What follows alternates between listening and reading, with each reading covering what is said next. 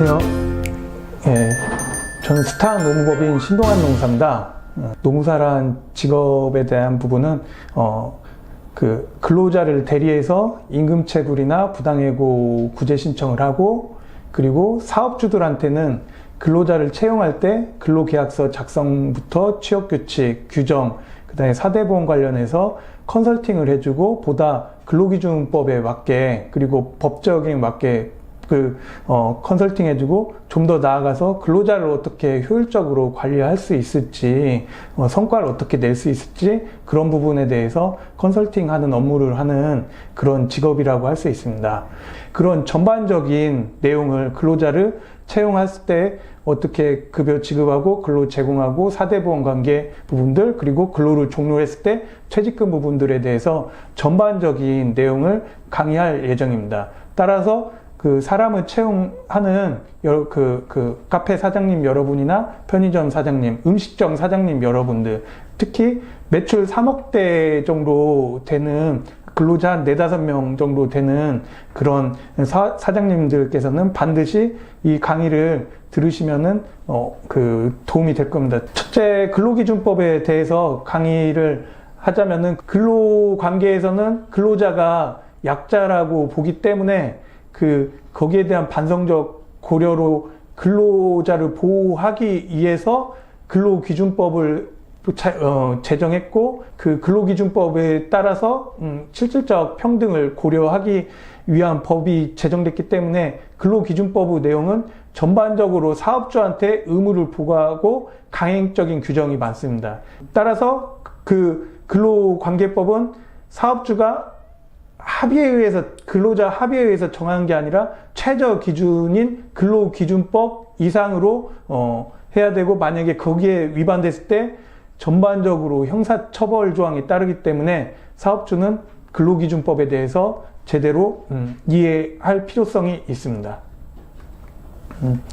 따라서 근로기준법이라 하면은 근로자의 생활 보장하기 위해서 이렇게 제정된 법이다라고 이해하시면 되고, 이 근로기준법은 다만 4인 이하 사업장 같은 경우에는 연차나 가산임금 부분, 그 부분에 대해서는 배제를 시키고 있습니다. 왜냐하면 4인 이하 사업장 같은 경우에는 연쇄 사업장이라고 보기 때문에 일단 돈 나가는 부분에 있어서 일정 정도 감면 조치를 했다고 보면 됩니다.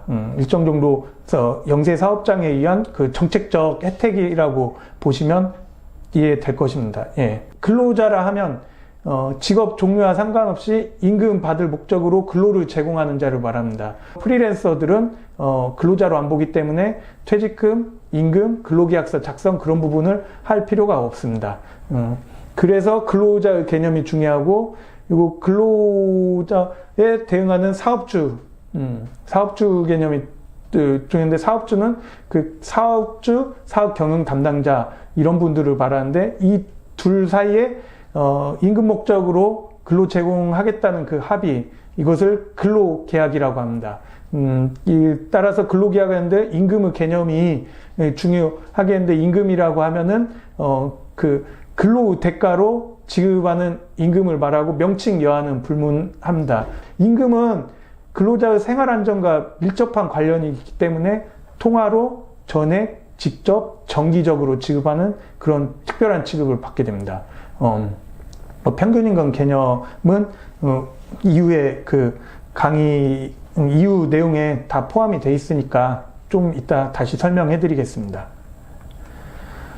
이런 근로자와 사업주 간의 임금 목적으로 근로를 제공하는 근로계약, 이것을 근로 조건에 대한 근로계약이라고 하는데, 이런 근로계약을 체결할 때, 시작할 때는 반드시 우리 근로기준법 제17조는 임금, 소정근로시간, 휴일, 휴가, 기타 업무 내용, 근무 장소를 서면으로 명시해서 교부하게끔 되어 있습니다. 이 교부를 안 했을 때에는 벌금 500만 원 이하에 처하게 되고, 그리고 실무상에 통상적으로 한 80만 원 정도의 벌금이 부과됩니다. 이게 과연 안 나올까 그렇게 생각하시는 분들도 있는데, 나올까 생각하시는 분들이 있는데, 일반적으로 남들 다 작성 안 하고 관행상 이렇게 구두로 하는 부분도 있는데 내가 처벌될까 하는데, 이게 법은 그렇게 돼 있고, 그리고 만약에 근로자가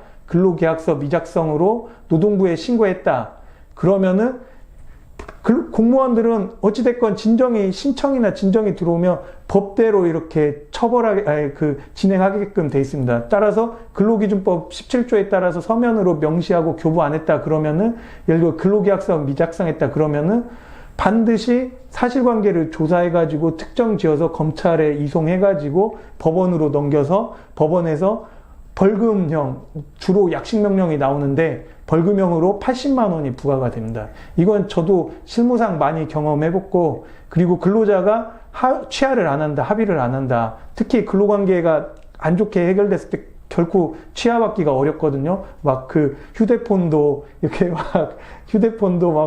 전화해도 막 차단시켜놓고, 특히 노무사 휴대폰도 차단해놔가지고 도저히 근로자한테 연락할 방법도 없고, 근로감독관은 형사처벌한다고 막 그러고 하고, 그런 상황에서 안타깝지만 결국은 80만 원이 나왔습니다. 그러니까 대단히 근로계약서는 반드시 체결하는 게 중요하고, 저는 일단 컨설팅 할 때 근로계약서 없이는 근로 제공도 하지 말라, 근로를 시키지 말라, 그렇게 말씀드립니다. 여기 표준근로계약서를 보시면은 1, 2번을 보시면은 이게 마찬가지입니다. 아까 말씀드렸던 임금, 근로 제공하는 부분, 그 다음에 거기에 대한 합의가 근로계약이라고 보시면 됩니다. 이것을 이 근로계약서에 담겼다고 봅니다.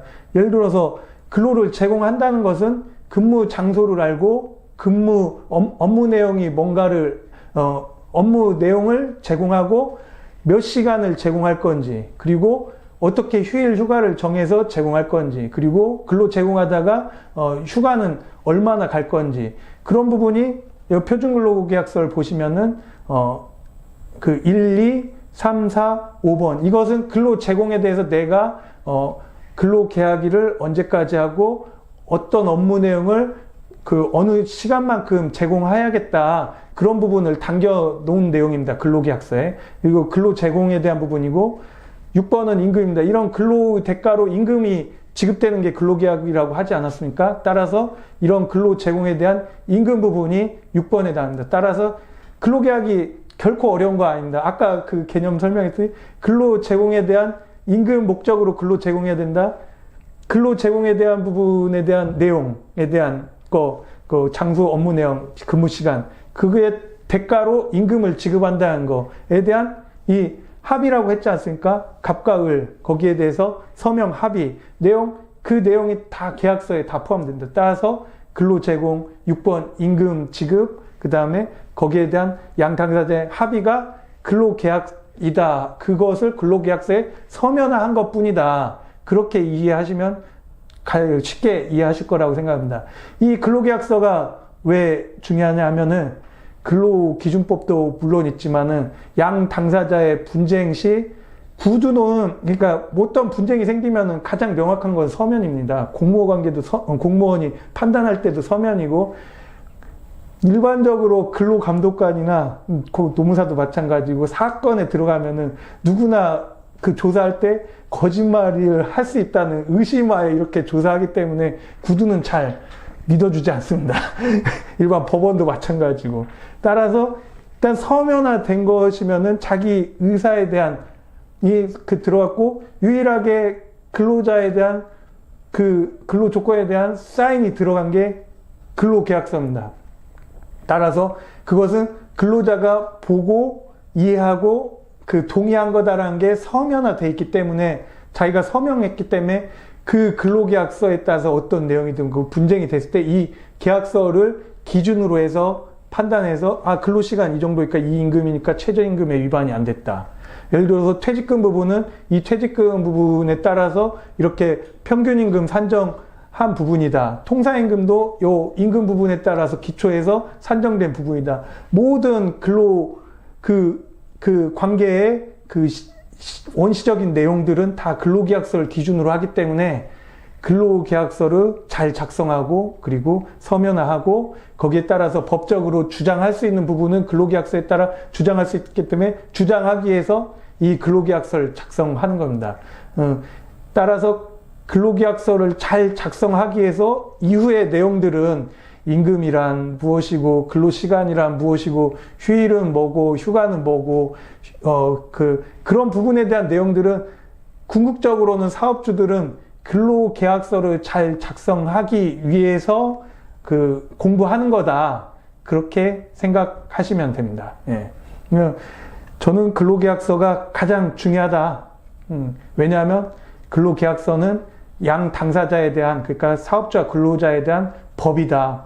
법은 국회만 제정하는 게 아닙니다. 이 사업주 자치 규범으로 자기가 근로자와 합의해서 법을 만드는 겁니다. 그 법이 바로 근로계약서입니다. 예. 그렇게 이해하시면 됩니다. 예. 근로계약서 문제되는 사례 부분 아니야? 어떤 내용이 포함되어야 할까요? 그냥 사례 내용인데 편의점 사장님 사례인데 체결할 때 보통 편의점은 주간, 야간 이렇게 2교대로 하고 그리고 주말은 또 다른 사례입니다. 그러니까 보통 4명에서 운영이 됩니다. 주간하고 야간 그리고 땜빵으로 사업주가 가고 그리고 그 다음에 주말, 토요일, 일요일 각자 다른 주간, 야간 그렇게 제가 보면 카페 그러니까 일반 한 4명짜리 카페도 그렇고 주로 4명, 5명 그리고 직접 자기가 또 하는 부분 왜냐하면 재고 관리나 물품이나 자기가 하든지 아니면 거기에 대한 부분 현장 관리자가 하든지 해가지고 기본적으로 이렇게 포스 찍고 하는 분들 4분 그리고 그런 전반적인 재고 관리라든지 이런 물품 체크라든지 그런 관리자급 1명 해가지고 5명 정도 이렇게 하는데 채용하면 일단 근로계약서를 작성해야 되는데 뭐가 포함되어 있나 할 때는 아까 보시다시피 서면 명시하기 위해서 임금, 근로시간, 휴일 휴가에 관한 사항, 업무 내용, 근무 장소 그런 부분이 포함돼서 작성되어야 합니다.